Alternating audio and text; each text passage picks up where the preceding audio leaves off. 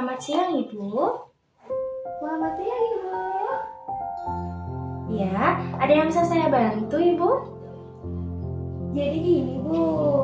Saya tuh mau bilang nih, ada salah satu siswi saya di kelas sering sekali bolos dan ia juga jarang masuk sekolah sehingga terus absen saja. Saya rasa dia perlu konseling dulu deh di ruang BK, Bu, supaya dapat diarahkan. Soalnya guru-guru lain juga mengeluhkan anak ini, terutama guru mapel. Oh iya, apakah saya boleh tahu siapa nama siswinya ya, Ibu? Nama siswinya itu Hani. Oke, Ibu, mungkin terima kasih ya atas informasinya. Mungkin setelah ini saya akan coba untuk hubungi siswi yang bersangkutan ya, Ibu ya. Baik, Ibu, terima kasih ya, Ibu. Iya, terima kasih Ibu Murti. Selamat bekerja, selamat siang. Inggih, selamat siang, Ibu. Mualim.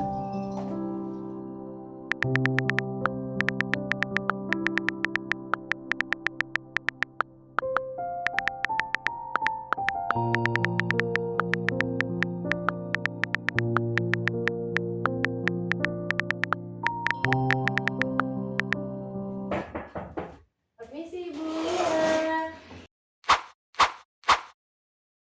Halo, ya silakan duduk dulu. Iya, Bu, terima kasih. Ada apa ya, Nak? Loh, bukannya tadi Ibu yang manggil saya, Bu? Oh, kamu Hani ya? Iya, Bu, saya Hani. Wah, berarti Hani emang top banget sih. Langsung Ibu chat langsung ke sini.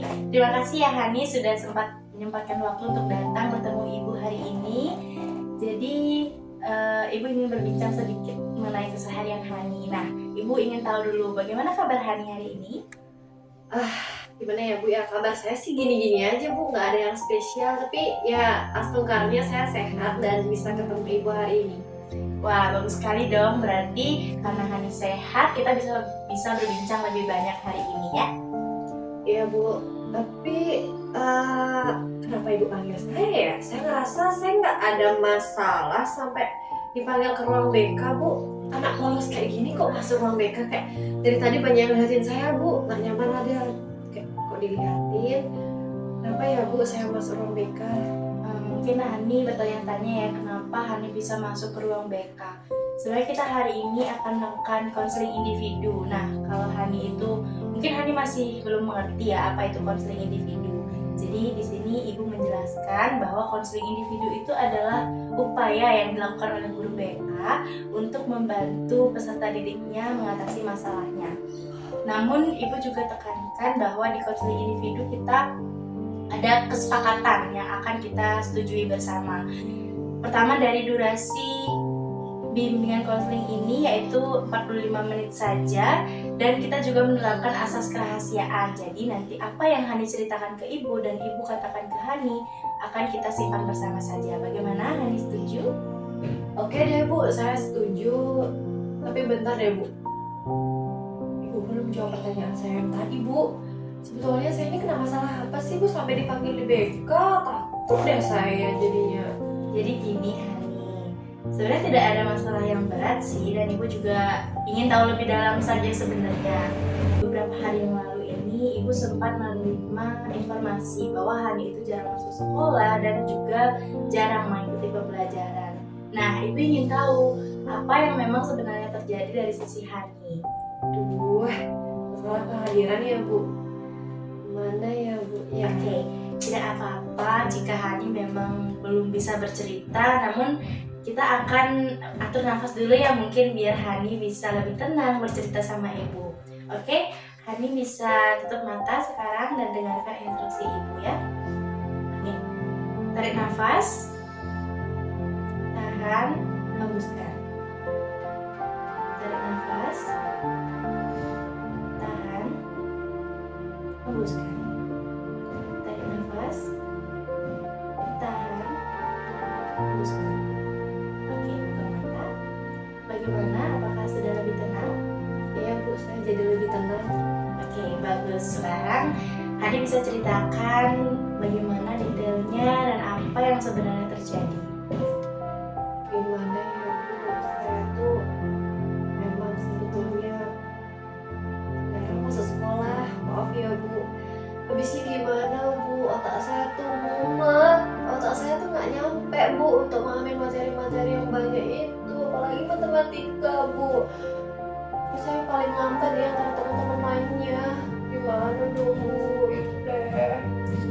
Oke, berarti Hani tidak masuk sekolah bukan tanpa alasan ya, melainkan karena Hani merasa tidak nyaman dan juga merasa sulit memahami mata pelajaran. Begitu Hani? Iya betul Bu, jadi gimana Man? Saya tuh pengen banget cepet-cepet pulang jadinya. Oke, berarti Hani itu nggak nyaman ya berada di sekolah, pengen cepat-cepat pulang. Nah, kalau ibu boleh tahu apa sih yang membuat Hani tidak nyaman? Mata pelajaran yang susah, mata pelajaran yang banyak, itu yang membuat mumet dan gak betah di kelas Bu. Karena banyak banget mata pelajaran yang gak saya sukai. Oke, ibu mengerti. Nah, tadi Hani bilang ada mata pelajaran yang nggak Hani suka. Kalau ibu boleh tahu apa sih mata pelajaran yang Hani nggak suka? Kalau bisa jujur sih semuanya ya Bu ya. Oke.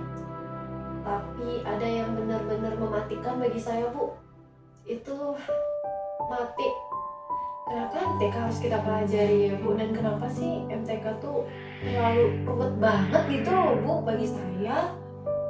Oke, berarti Hani merasa matematika itu sulit, bikin pusing, hingga Hani nggak nyaman dan memilih untuk bolos. Begitu Hani? Iya betul Bu, karena di MTK tuh kan kita belajarnya banyak banget tuh rumus-rumus ya Bu ya. Terus tuh kayak kenapa saya tuh susah banget ya mengoperasikan itu. Terutama ya saya juga heran Bu, kenapa teman-teman saya tuh kok pada pintar semua ya di kelas.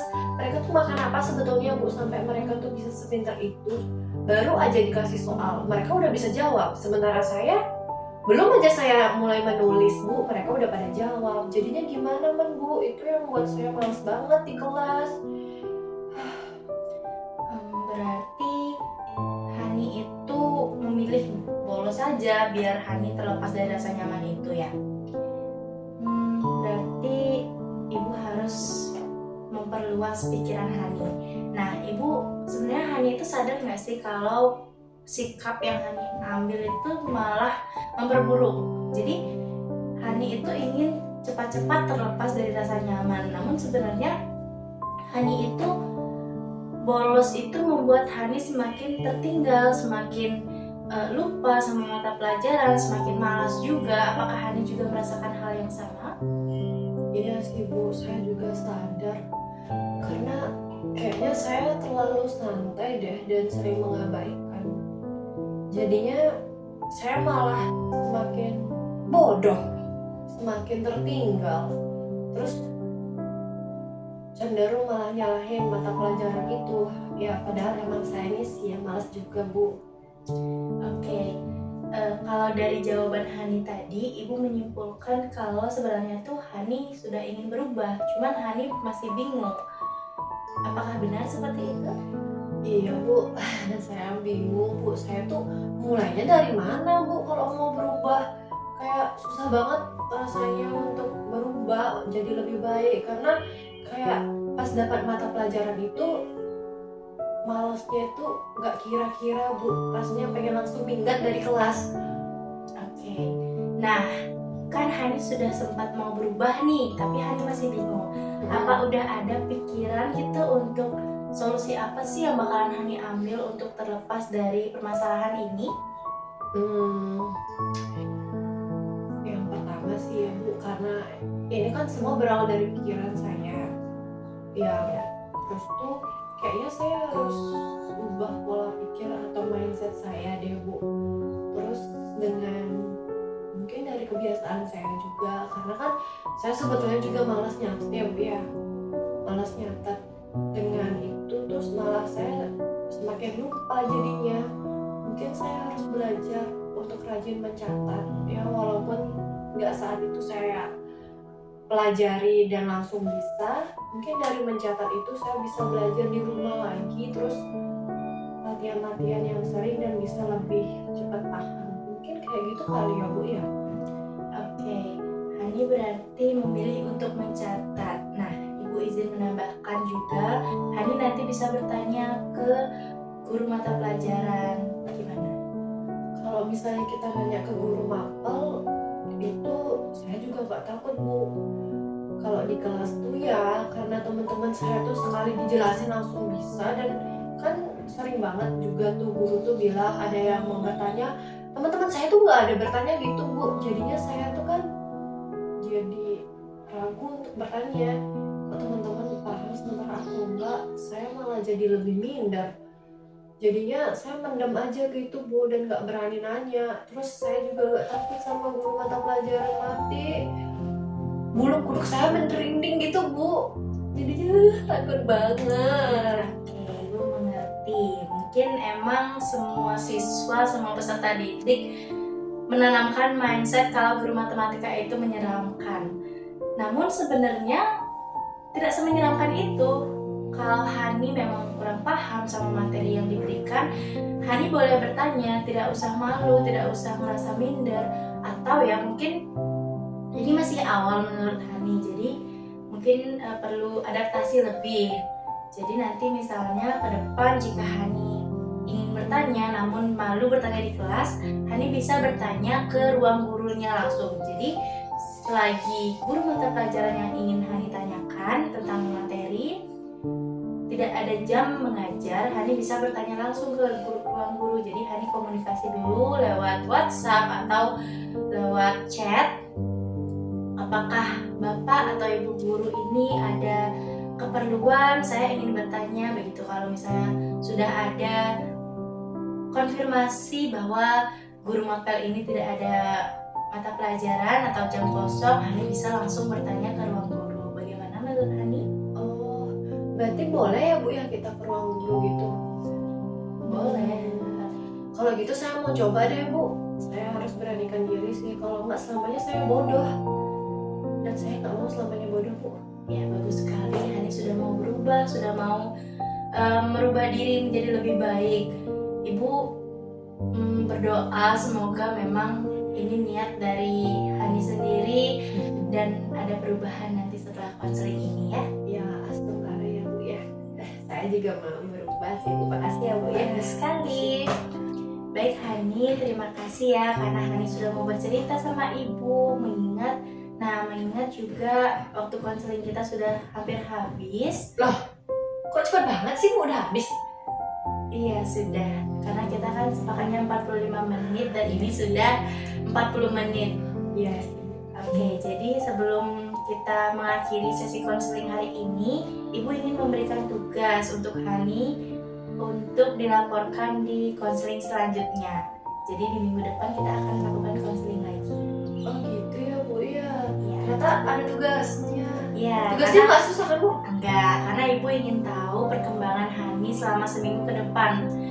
Jadi Ibu ingin memantau dan nanti Ibu ingin mengevaluasi juga apa yang masih perlu dikembangkan oleh Hani. Apakah hari ini Hani membawa buku dan pulpen? Enggak sih Bu, saya nggak bawa lagi. Oke. Nah, Hani bisa tulis di sini dulu. Oke. Ibu akan berikan 3 tugas ya untuk Hani kerjakan dan dilaporkan di minggu depan. Yang pertama, Hani harus memenuhi kehadiran selama 1 minggu ke depan. Saya usahakan. Kayaknya bisa sih Bu kalau ini ya. Bisa, pasti bisa. Yang kedua, Hani harus mencatat apa mata pelajaran yang menurut Hani susah dan kenapa menurut Ani itu mata pelajaran yang susah. Ya, karena mematikan sih ya Bu ya. Matematika mah kayaknya nanti full dan selama 1 minggu tuh cuma matematika yang paling susah. Oke. Yang ketiga dan yang terakhir ini Ibu ingin Hani untuk mencatat upaya apa yang nanti Hani lakukan jika perasaan bolos itu datang mempengaruhi pikiran Hani. Perasaan bolos. Saya bisa bilang itu sih Bu. Ibu yakin Hani pasti bisa untuk mengerjakan dan melewati 3 tugas ini, karena Ibu yakin Hani itu adalah orang yang mau berubah menjadi individu yang lebih positif, lebih baik untuk lingkungan sekitarnya. Bagaimana? Apakah Hani sanggup mengerjakan 3 soal itu? Saya pasti kemungkinan bisa. Bisa, Ibu yakin Hani bisa ya? Saya sih Bu, tapi kayaknya bisa deh. Saya usahakan ya Bu ya. Ini sebenarnya makasih ya Bu ya atas Iya. Oke Hani, sesi konseling kita cukupkan sampai di sini. Ibu berterima kasih karena Hani sudah menceritakan tanpa ada yang ditutup-tutupi lagi sama Ibu dan mempercayai Ibu untuk menjadi tempat bercerita Hani. Saya juga ngucapin terima kasih banyak sama Ibu. Ibu udah dengerin cerita saya, walaupun banyak jeleknya sih dalam cerita-cerita saya tadi. Terus Ibu orangnya kok soft banget sih, saya jadi terharu deh Bu. Makasih ya Bu. Iya, itu memang sudah tugas Ibu sebagai guru BK untuk memantau dan mendidik anak peserta didik Ibu menjadi pribadi yang lebih baik lagi. Oke, sekarang karena masih jam mata pelajaran ya, Hani silakan kembali ke ruang kelas dan melanjutkan pembelajaran. Baik Bu. Ya, saya pamit ya. Ya. Hati-hati di jalan ya, Nak. Ya, semangat ya belajarnya. Makasih Ibu.